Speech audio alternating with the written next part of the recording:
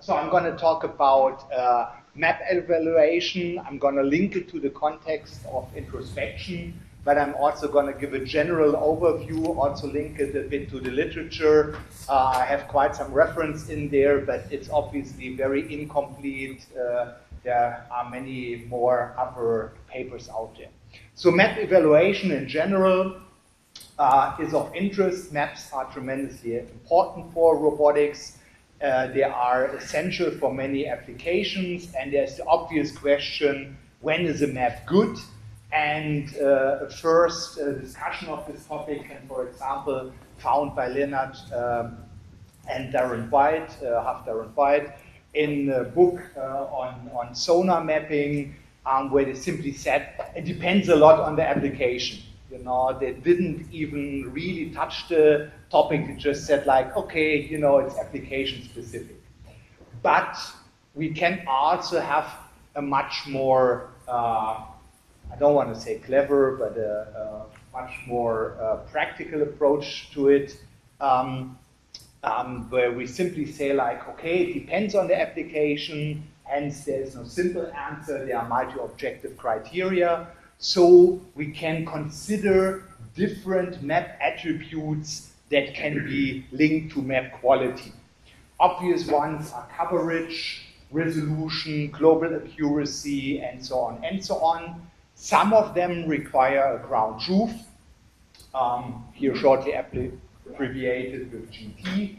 And a first intense discussion of this topic can be found in the PhD thesis of Lee that has already appeared 1996.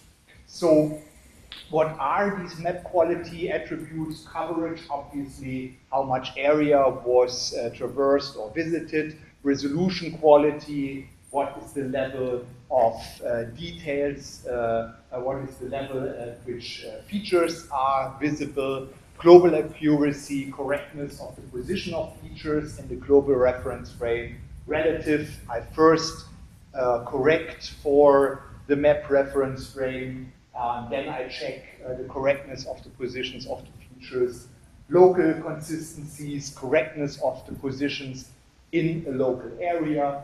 Brokenness, how many partitions are misaligned by rotational offsets. I'm going to go a little bit into brokenness soon in detail. In general, we see some of those don't even require ground truth. For example, coverage and resolution quality is something which is independent of ground truth, which is easily accessible also for introspection. But there are quite many that are based on a reference, like accuracy-based ones, consistency, and also this brokenness. And this is also a topic which I'm going to go into a little bit from this perspective of introspection. But first, let's have a look at these map features. So these properties, to a large extent, can be based on map features, which can either be occupancy information, so simply having, for example, a grid cell with the binary information whether a cell is free or not. We can have natural landmarks. In a very general viewpoint, occupancy is the kind of natural landmark, but I'm just going to make here this distinction. And we also can have artificial landmarks, which are also known as fiducials. In alternatives perspective, which is especially interesting for accuracy, is to not really consider the map itself, but to consider the robot path. The reason behind these line of methods is that localization is, so to say, the hard part. The generating the map is the easy part. Typically, people have in the back of their minds, we do have laser rangefinders. The laser rangefinders are very precise. If I know my robot pose pretty well, then the map is going to be nice because my laser rangefinder gives me perfect data. I just integrate all these scans and get a very nice map. So this line of work in map evaluation, where I just consider the estimated path, is typically done in the context of simultaneous localization and mapping.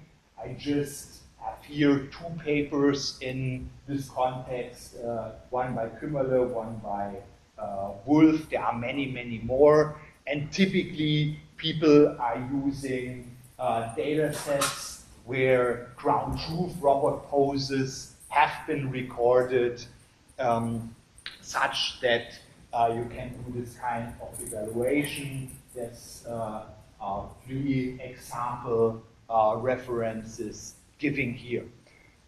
This is, of course, from the perspective of introspection, not that great, because there's obviously nothing involved that we would define as introspection.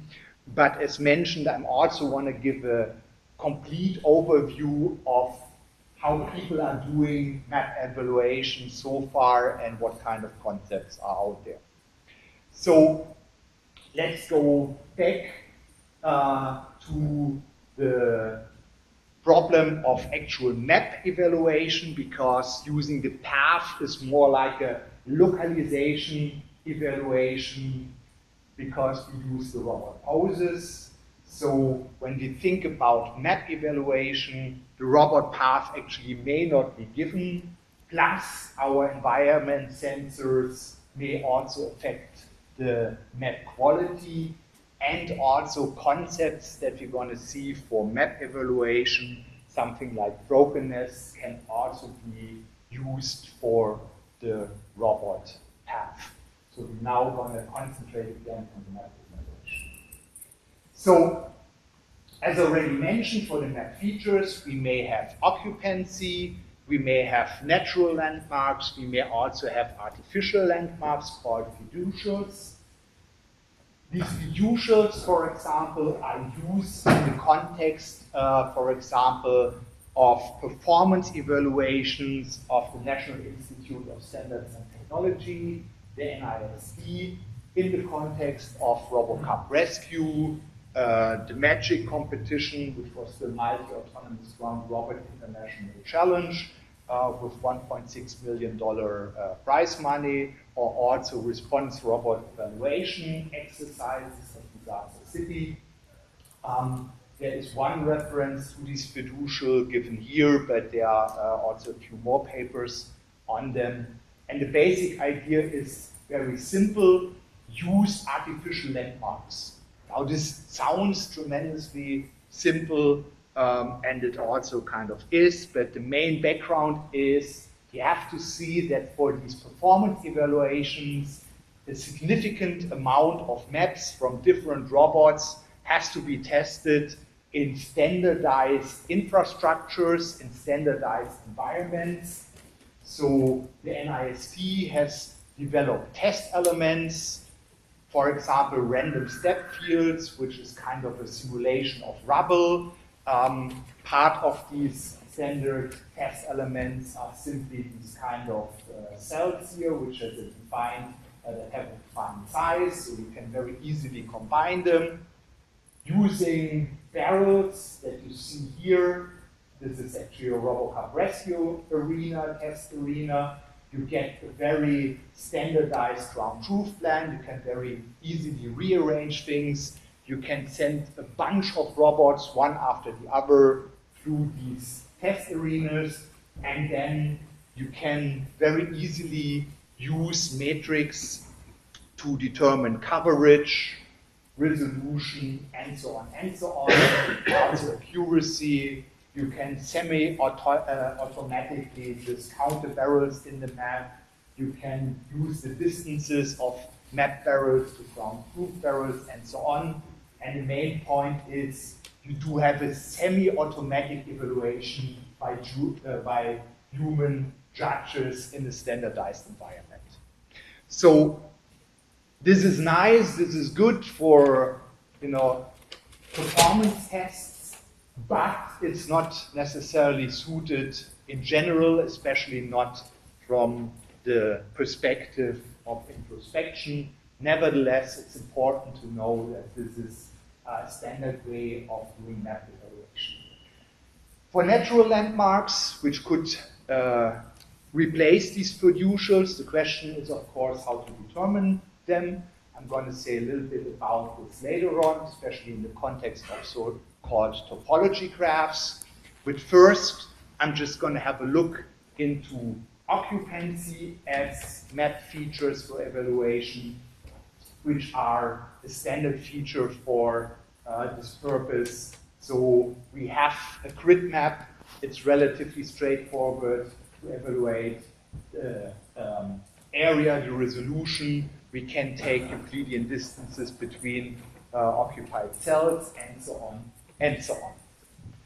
In this context, I'm going to have a look at one map property that is not that well known and where I have done own research on, so it's obvious, you know, that the stuff you're doing yourself is always interesting from your own perspective. And this property is brokenness. So what is brokenness? The idea is to have a measurement for structural errors. So we want to determine the degree with which a map can be partitioned into regions that are locally consistent. That are locally consistent with ground truth. I mean, the obvious thing is we need then a ground truth. I'm going to say a few words about this later on. So the deal is, as we're going to see in this example, we recognize this as a typical office environment. Here, this part is, so to say, off with respect to the ground truth. It is broken at this doorway, and this map hence has a degree of brokenness of 1. So the important detail here, it is structural, not topological. Topological would mean we have some semantics involved, we have some kind of graph structure behind it, where we ideally also have some bases associated with the vertices, but these are still both grid maps and we do have a structural error. A typical source for brokenness is bump noise, especially in rotations. That occurs rarely, but can lead to large jumps. So when the odometry, you know, due to a wheel slip, due to the robot bumping into something, gets off by a certain angle, then we get this kind of error. Simultaneous localization and mapping is actually designed to reduce these kind of noises, but we may have cases where there are actually no loops present. So when the robot moves through this doorway, there can very easily be a case that we only have few measurements such that we don't have really a nice loop in the robot path, such that SLAM can correct this. And even if you have just a few loops, we can very easily have situations where these residual errors still remain. And when you look at real performance evaluations, things that the NIST is doing, like at the response robot evaluation exercises or RoboCup competitions, or these kind of errors actually occur very often. You don't see them in publications because people, you know, always publish the stuff where in the end everything looks good. But that's also an important detail about these performance evaluations. You see how things perform in reality, and this kind of bump noise errors that lead to brokenness are actually in reality quite common. We can define this all also in a little bit formal way. So we can define cells with a binary property, especially occupancy. So we can say a map is a place where we either have this property or don't have this property in this grid MXY. Then we can consider only cells where this property is fulfilled. We can have a spatial transform operator, which can be the O+ notation. I use this transform notation here because it has some notational advantages. And then we can have an operator on two maps where we get simply a map by, spatially transforming the second one to then joining it with the first one. Based on that, we can define the brokenness such that we do have a map that is a union of a bunch of partitions, that is a bunch of submaps, such that they all are spatially transformed with respect to a reference map, which can be a ground truth map. You find the details in an autonomous robots article, which is a few years back from 2010. Now, the question is, how can we determine this brokenness? The general approach is very simple. We register our map with a ground truth map or a reference. Then we remove the registered parts and then repeat this recursively. So we take a reference, we take our robot map, we register them against each other. The largest part in our robot-generated map with the reference will hopefully be matched by the registration algorithm. We find, so to say, the first partition that is matching across the two maps. We can remove this part and then recursively repeat this. For the registration, there are different options. There are two implementations that I'm aware of. One based on a map merging algorithm, one on with spectral registration. So for the map merging algorithm, which is used in the autonomous robot article, a gradient descent method is used there using a random Gaussian walk and an image similarity function that is guiding this gradient descent for the spectral registration, which actually was published in the ICRA paper. The so-called improved Fourier-Mellin invariant registration method is used, which has the main advantage that it is actually faster than the other method, which helps to determine the brokenness simply in a faster way. Here are some example results. So we have an undisturbed map. We have the same map, but with the artificial bump noise introduced here.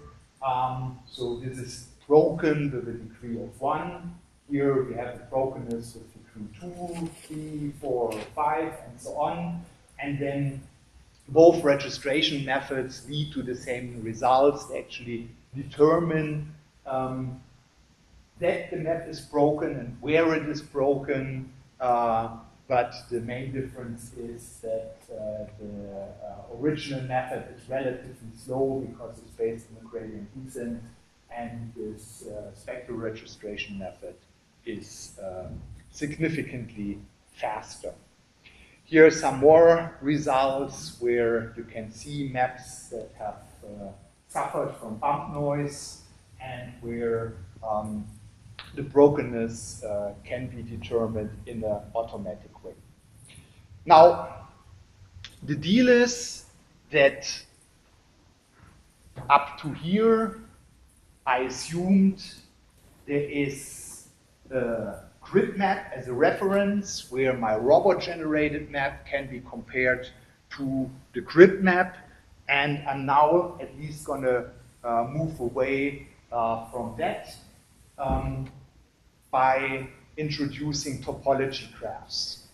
So the topology graphs are something Sören Schwertfeger came up with, who's sitting over there, and also is one of the organizers of this workshop. So the idea is to use the structure of maps for comparisons. So the structure, typical thing, computer scientist then immediately thinks of is to extract a Voronoi diagram. It's not that simple for typical grid maps, especially when you assume you're dealing with maps that can be very poor quality, that can have lots of errors and so on. So there's a substantial amount of heuristic filtering and simplification also involved. But nevertheless, it's basically a Voronoi diagram. And there are attributed vertices to ease the matching across these topology graphs. So the details can be found in the PhD thesis of Sören and also in the Autonomous Robots article that appeared in 2015.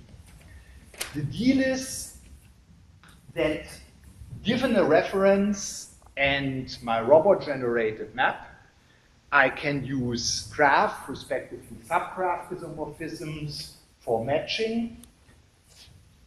For this, there are general graph isomorphism algorithms that are relatively slow, but the whole thing can also be supported by node attributes, which is, so to say, a kind of place recognition. I can relatively easily find hypothesis about the correspondences between nodes, between my reference and my robot-generated map, where general vertex features are used, which are both topological and metric. So topological features are, for example, the number of edges leaving the vertex, but I can also consider the angles in which these edges leave the vertex, which gives me a metric measure.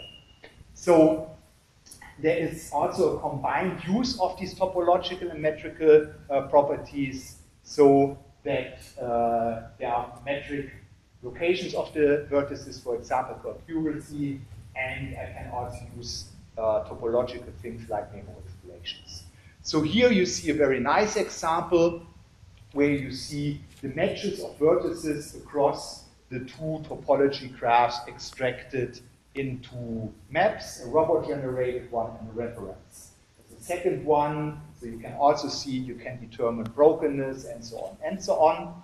And this topology graph is already interesting from the perspective of introspection, because often we have at least a rough a priori map.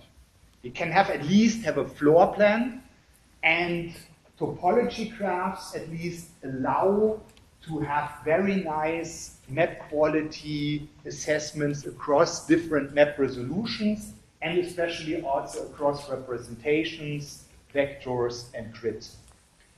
Now, with introspection, quite often we have no a priori information at all. And then the question is, how can we actually then do any form of map evaluation? You can either simply map an area multiple times and then check the consistencies with the standard metrics. Simple but boring. You can use assumptions about what a map should look like. For example, local smoothness assumptions, like local planarity. One example of this line of work is actually from Paul Newman. There are a few others also from that group. And we can also do, or at least try, consistency checks of how well new data fits into the map generated so far. We can use cross-correlation, which is actually a bad idea, because when the scan is then in the free area, I don't get any meaningful results. We can look at residual errors, also not such a good idea, because we actually want to check the quality of the scan integration. I also suggest another option, which is just now very shortly shown, using an image similarity, which is actually more like a dissimilarity, which uses the sum of minimum Manhattan distances between identical features. So we, so to say, do have map A, have map B, and then simply look at the Manhattan distances between occupied pixels or occupied map cells. The deal is this can be very efficiently computed. So if I do have here these occupied cells, they all have a all these cells have a Manhattan distance of obviously 0 to an occupied cell because they're occupied themselves. Then for all the other cells, I can compute the Manhattan distances using a Grassfire transform, which is actually a relatively old computer vision technique. By that, I get for this map a distance map of all Manhattan distances to nearest occupied cells. And based on that, I can very easily, in linear time, compute the sum of all distances by lookup operations for the occupied cells in my new scan versus the map generated so far. The nice thing is I get proper gradients with respect to translation, also with respect to rotation and translation combined. So I do get a confidence value for the quality of my current data, integrated data, with respect to my already existing map, without having any form of ground truth, without having any form of reference. So, conclusions. There are a bunch of map attributes that are interesting and can be used for introspection. Coverage and resolution don't need ground truth. Others that are most interesting, accuracy, things like brokenness, do need a reference. State-of-the-art performance evaluations often use semi-automatic assessments in standardized environments, things like the fiducials that I've seen, that you have seen and I have presented. Typically, map evaluation is based on grid maps. We can, for example, use registration to determine many map attributes, including brokenness. But there's also the topology graph, which is interesting from the perspective of introspection, because I might at least have a rough idea of what my environment looks like. And I might have then a rough way of assessing the quality of the robot-generated map with respect to this a priori map using the standard map evaluation metrics. And if I have no a priori map information at all, then this gets really interesting, and there's relatively few research along these lines yet. I can, for example, use consistency checks based on assumptions about my environment. Typically, these assumptions are smoothness assumptions. So does my data look relatively smooth?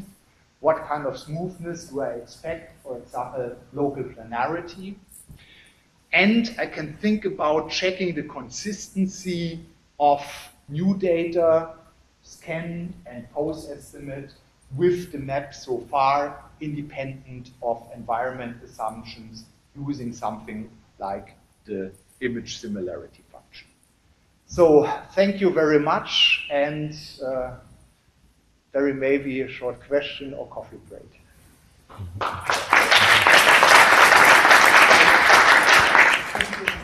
Are there any questions?